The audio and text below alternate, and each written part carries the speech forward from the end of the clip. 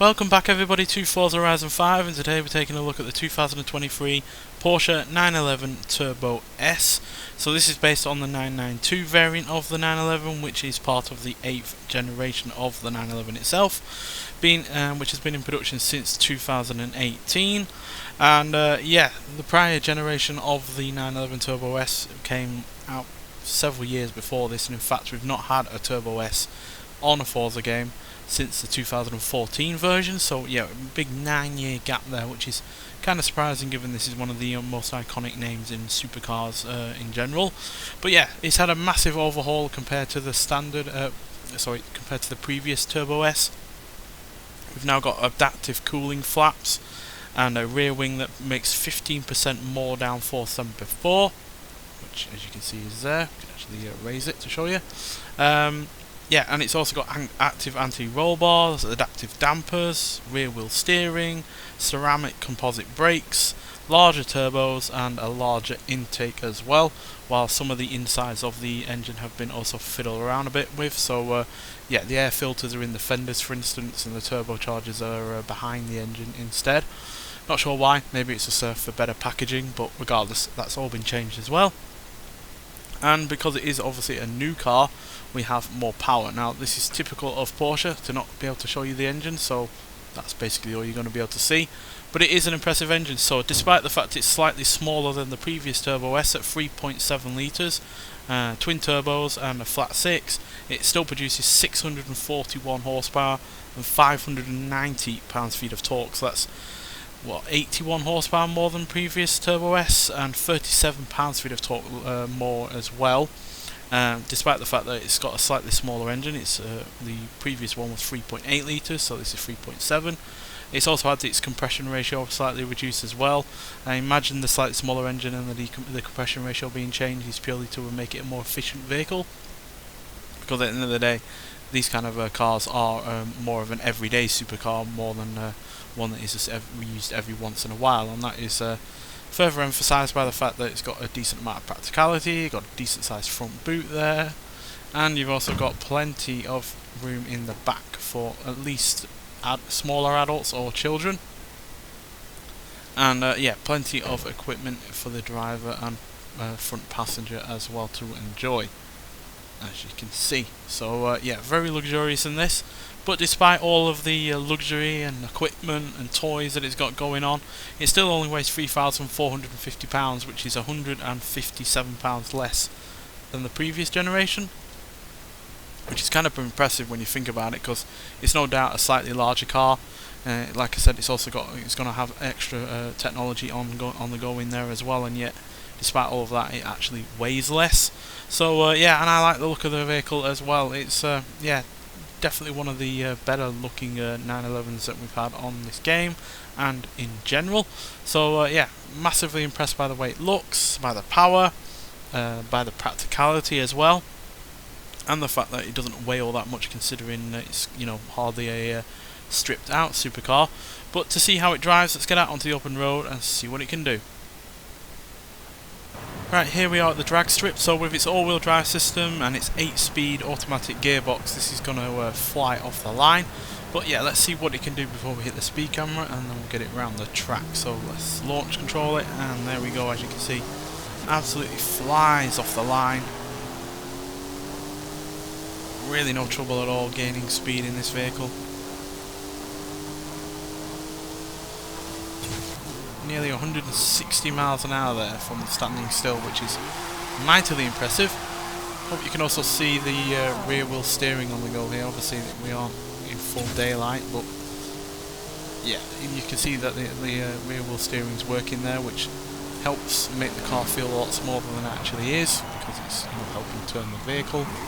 And yeah, that means that this is a very agile car despite its overall size and weight.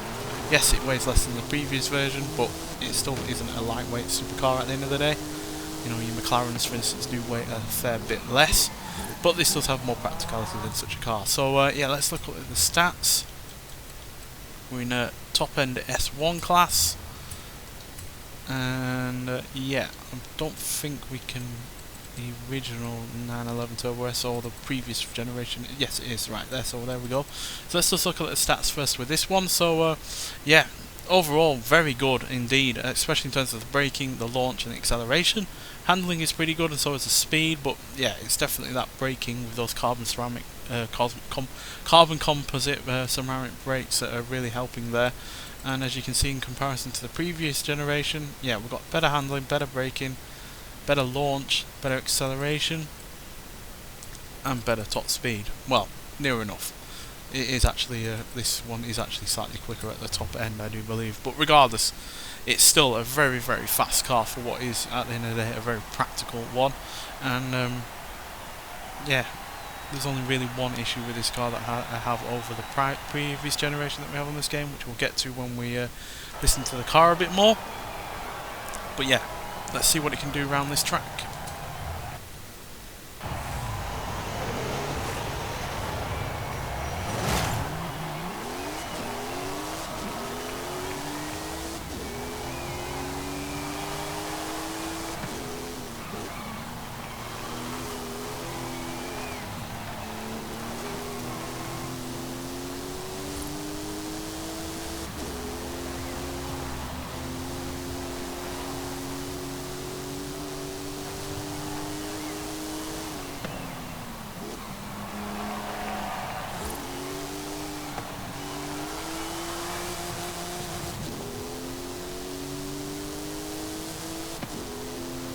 So yeah, my only issue with this car is probably something you've guessed already, and it is the engine noise. It is very reliant on its turbochargers providing the amount of power it's got, and therefore they do overwhelm the engine noise. It wasn't the issue with the previous Turbo S, so yeah, that's the only issue this has over that prior car. That's the only benefit that prior car has over this is you can actually hear the engine properly.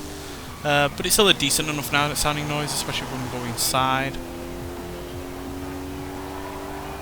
But yeah, it is a little bit underwhelming considering the vast amount of power that it's got on tap. But still, acceleration wise, it's incredibly impressive. 0 to 16, 2.2 seconds, which is faster than some hypercars. And 0 to 100 in 5.3 seconds, and it goes to a top speed of 211 miles an hour, which is outrageous considering you can comfortably carry 4 people in this car. So yeah, very impressive in terms of outright performance, and in terms of handling, yeah, it's really, really good as well. The all-wheel drive, the rear-wheel steering, and those brakes all work in tandem to really make this car not only a rewarding car to drive, but also a fun one to drive as well, because you can all but guarantee that that all-wheel drive system is going to help keep you out of trouble. So that means you can properly chuck it around like this, for instance, and therefore, you know, have fun with it without, you know, the danger element coming into it of the car suddenly losing traction or spinning out. So yeah, really, really fun car to drive, and yeah, it's literally only the engine noise that is the problem with this car, because everything else on this is fantastic.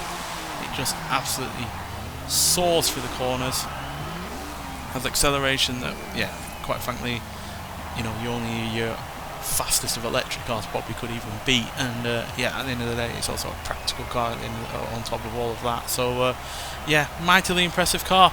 It is a shame that it's been so long since we've had a Turbo S in a Forza game before this one, but yeah, I am glad we finally have it, because it has been well worth the wait. Do apologise for this review not being out slightly sooner, but I somehow forgot that this car was part of the seasonal championship, or a seasonal championship, or over the 20 points in a festival playlist. So yeah, do that seasonal championship, which is 3 races, and you get your hands on this car. It's 50 years of the Porsche Turbo 911 Turbo, I think it's called. I thank John E68 for reminding me that this car was part of that championship, because I completely forgot. So anything I said in the Extreme Off-Road Silly Builds episode prior to this review, ignore it in terms of, you know, about this game not being supported for as long as I hope it would be. So yeah, but nonetheless, thank you for watching. Get out in there and get this car if you haven't already. It is a superb vehicle, and yeah, I'll see you in the next one. Bye.